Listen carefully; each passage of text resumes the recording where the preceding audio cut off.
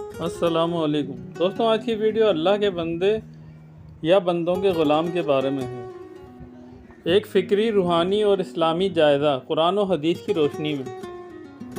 ہم زبان سے خود کو اللہ سبحانہ و تعالیٰ کا بندہ کہتے ہیں اور روزانہ نماز میں یہ اقرار کرتے ہیں کہ ایاک نعبد و ایاک نستعین، ہم صرف تیری ہی عبادت کرتے ہیں اور تجھ ہی سے مدد مانگتے ہیں، مگر ہماری عملی زندگی اس کے برعکس ہے۔ ہم دنیا، بندوں، مال، شہرت اور رسم و رواج اور نفس کے غلام بنے ہوئے ہیں۔ اللہ جل جلالہ کا واضح بیان ہے، وَمَا خَلَقْتَ الْجِنَّ وَإِنسَ إِلَّا لِيَعْبُدُونَ، میں نے جنات اور انسانوں کو صرف اپنی عبادت کے لیے پیدا کیا۔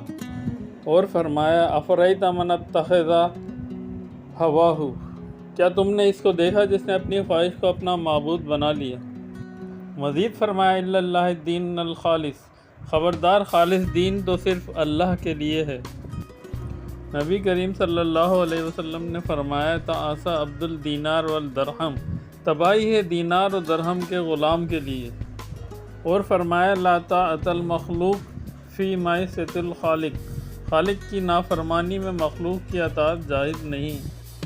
ہم نے اپنی زندگی کے بیشتر فیصلے اللہ رب العزت کی رضا کے بجائے دنیا کی خوشنودی کے تابع کر دیے ہیں، جبکہ اصل بندگی یہ ہے کہ دل، نیت، عمل اور سوچ، ہر چیز میں صرف اللہ عز و جل کو معبود مانا جائے اور ہر قسم کی غلامی سے نجات حاصل کر کے خالصتاً اللہ کا بندہ بنایا جائے۔